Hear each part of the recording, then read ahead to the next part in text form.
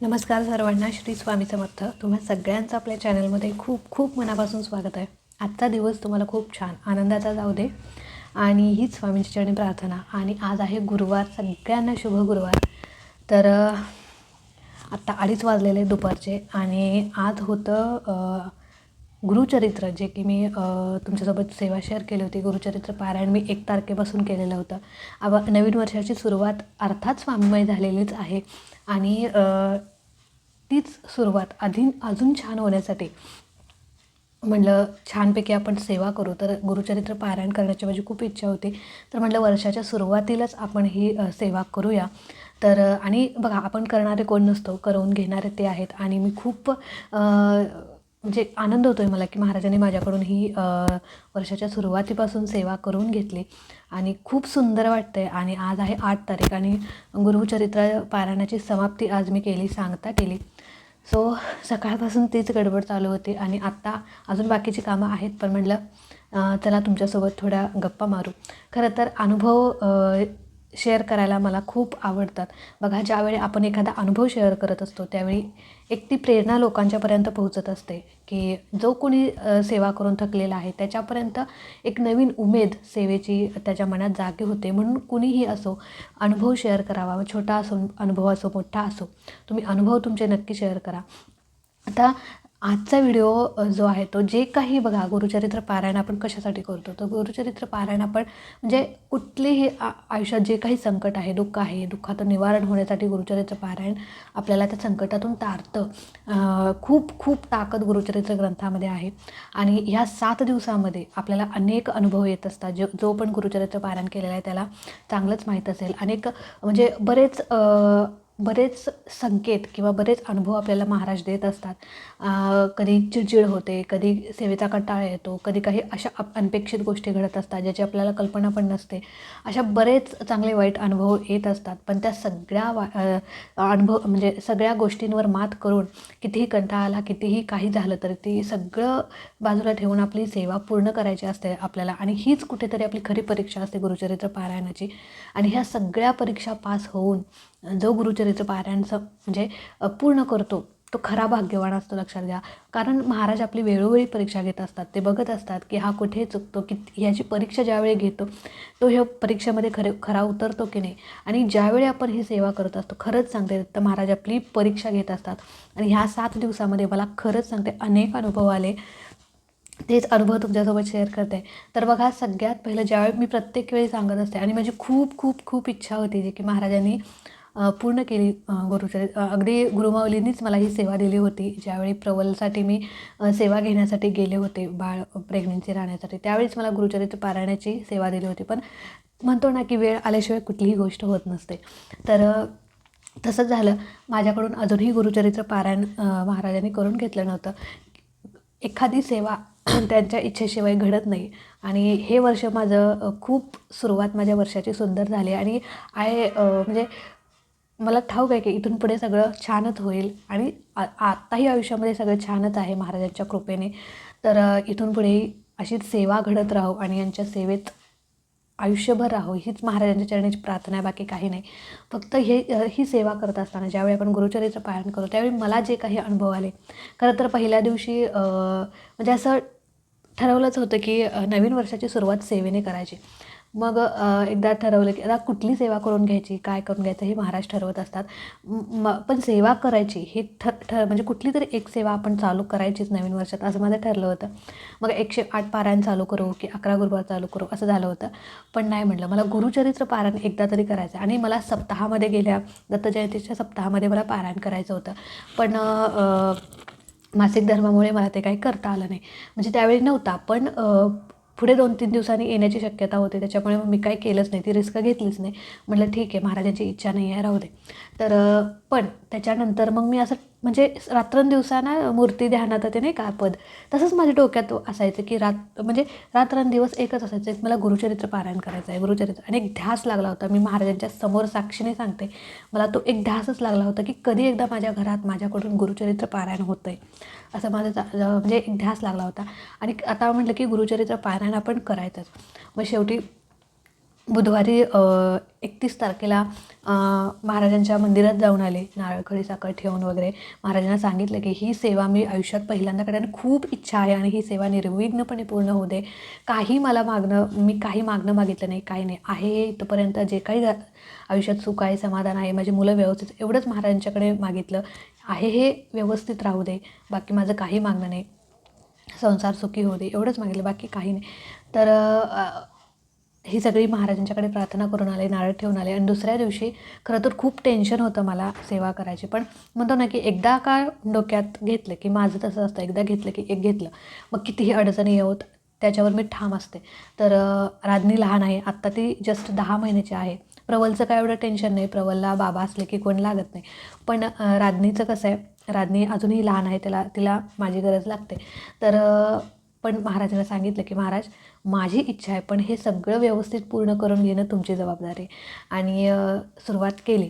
पहिल्या दिवशी झालं असं की पहिल्याच दिवशी होता, पहिल्या दिवशी सगळी आदल्या दिवशी तयारी करून घेतली होती इथं. आणि दुसऱ्या दिवशी मग 3:30ला उठले होते. पहाटे 3:30ला उठल्यानंतर पूजा वगैरे केली, ही सगळी मांडणी वगैरे केली आणि त्याच्यानंतर वाचनाला चालू केलं. आणि 1-2 अध्याय, आता पहिल्या दिवशी जरा आपल्याला थोडा वेळ लागतो, सगळं पहिल्यापासून वाचायचं असतं वगैरे, स्वामी स्तवन वगैरे म्हणायचं असतं, गायत्री मंत्र, ह्या सगळ्या गोष्टी असतात, त्यामुळे थोडा वेळ लागतो. मग झालं असं की राधनी उठली.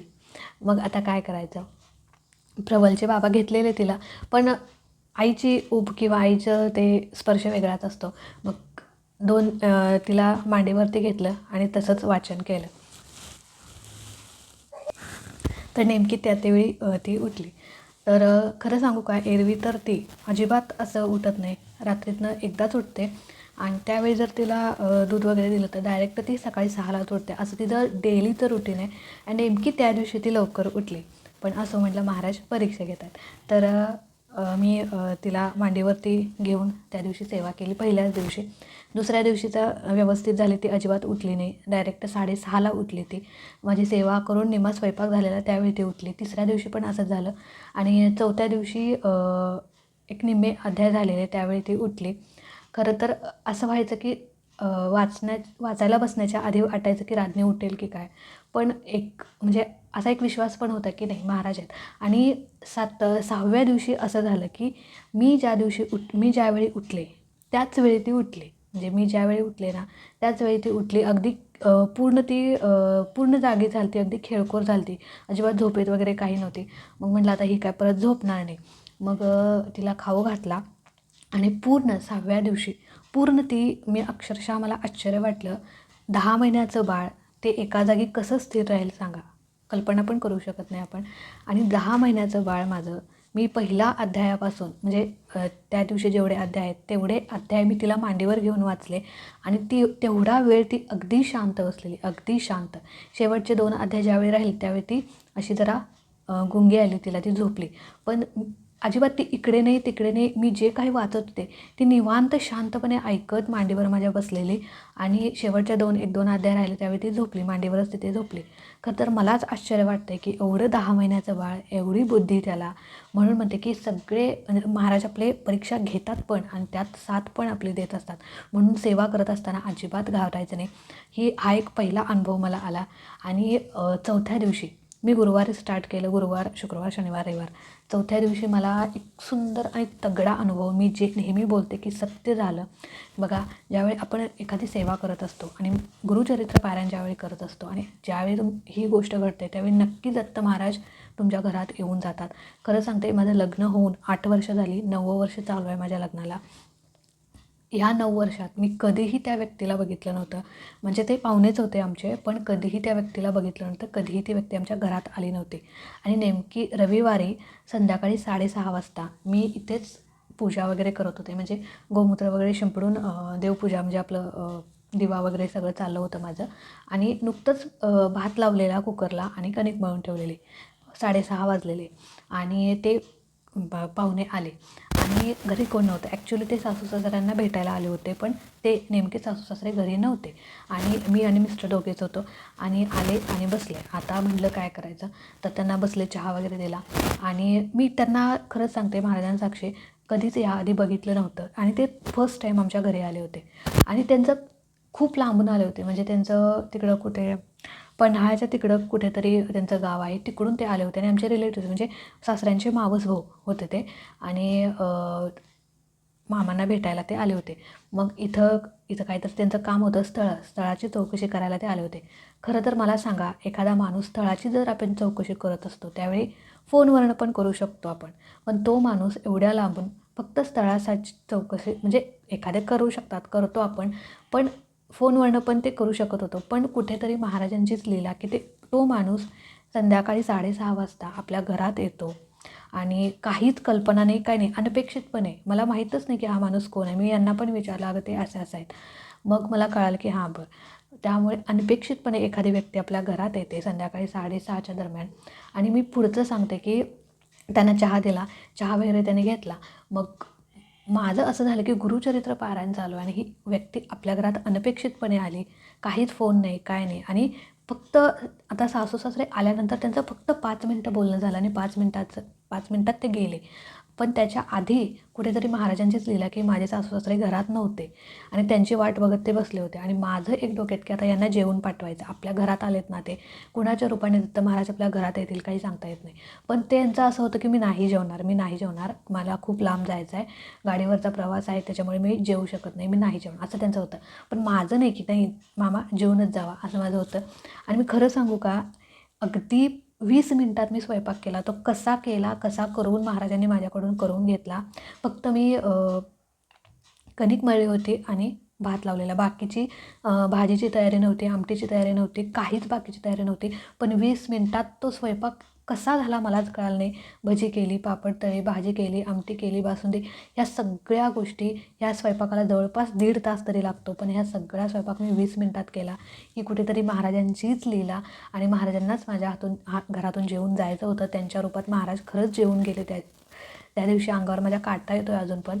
आणि त्याच्यानंतर ते जेवले, नाही म्हणले, पण ते जेवून गेले आणि घडणाऱ्या गोष्टी घडत असतात आणि हे सगळं करून घेणारे महाराज असतात, आपण निमित्त मात्र असतो. तर तो एक तगडा अनुभव आला आणि त्याच्यानंतर सासू सासरे आले आणि त्यांचं जे काही काम होतं, बोलणं होतं, ते झालं आणि हार्डली 5 मिनटात ते निघून गेले, जास्त वेळ पण बसले नाहीत. आणि म्हणजे आता आपण कसं म्हणतो की एखादे पाहुणे घरात आले तर नॉनव्हेज वगैरे आपण करत असतो. तर माझे सासरे काय म्हणले, दुपारी वगैरे आला असता तर आपण काहीतरी केलं असतं छान जेवण. तर ते जे काही पाहुणे होते तर ते खरंच सांगते, त्याने जे काही एक वाक्य बोललं ना, ते ऐकून अक्षरशः अंगावरती काटा आला. तर ते पाहुणे होते, ते म्हणले की मी लहानपणापासून शुद्ध शाकाहारी आहे, मी अजिबात नॉनव्हेज खात नाही. आणि हे ऐकून तर अक्षरशः डोळ्यात पाणी आलं. म्हणजे साक्षात दत्त महाराजच येऊन जेवून गेले आणि त्यांचं नाव पण होतं पांडुरंग. त्या पाहुण्यांचं नाव पांडुरंग होतं आणि अक्षरशः अजूनही अंगावरती काटा येतो की वेळ 6:30ची, अनपेक्षित एखादी व्यक्ती येते ज्याची काहीच कल्पना नाही. माझ्याकडून 20 मिनटात स्वयंपाक देखील होतो, नाही म्हणून तो व्यक्ती जेवून देखील जातो आणि जाताना असा काही संदेश देऊन जातो की त्याची पूर्ण प्रचितीच येते की बाई, मी तुझ्या घरी येऊन जेवून गेलो.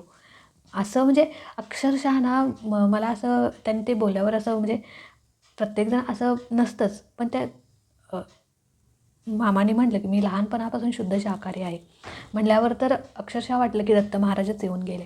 हा तर सगळ्यात तगडा अनुभव मला या 7 दिवसात आला. आणि कालची गोष्ट, आज 8वा दिवस होता, उद्या पण आज होतं, म्हणजे आज झालं. तर म्हणजे आपलं काय असतं की ब्राह्मण जोडपं आपण जेवू घालतो. तर माझं असं होतं की आमच्या गावात एकतर ब्राह्मण नाही आहेत, म्हणजे आहेत पण ते बाहेरगावी आहेत एका दुसरे.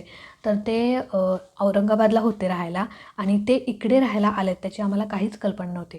म्हणजे पलूसला राहायला होते, पण मिस्टर बोलले की अगं ते इथे नाही आहेत, औरंगाबादहून आलेत पण ते पलूसमध्ये राहतात. मग आता काय करायचं. मग शक्यतो ब्राह्मण जोडपं मिळणं तर खूप कठीण असतं आणि ज्याला मिळतं तर त्याच्यासारखा पुण्यवान कोण नसतो, लक्षात घ्या. आणि करविता महाराज आहेत, लक्षात घ्या. मी काय बोलते ते नक्की नीट ऐका. तर झालं असं रात्री की मग म्हटलं ठीक आहे, राहू दे, ब्राह्मण जोडपं नाही तर आपण शिदा देऊ आणि जी काही दक्षिणा आहे ती आपण देऊ आणि छोटंसं उद्यापन आपण करू, असं माझा निर्धार होता. तर झालं असं की मग मी रात्रीच मिस्टरांना म्हटलं की त्यांना कॉल तरी लावा, पलूसमध्ये राहतात ना, मग आपण त्यांच्या घरी जाऊन त्यांना शिदा देऊ, जे काही असेल ते. तर मिस्टरांनी त्यांना कॉल लावला की तुम्ही कुठे आहात, कुठे राहता. तर पलूसमध्ये, म्हणजे त्यांचा पत्ता तरी ॲटलिस्ट आपल्याला माहीत पाहिजे ना, पत्ता विचारायसाठी मी त्यांना फोन लावला.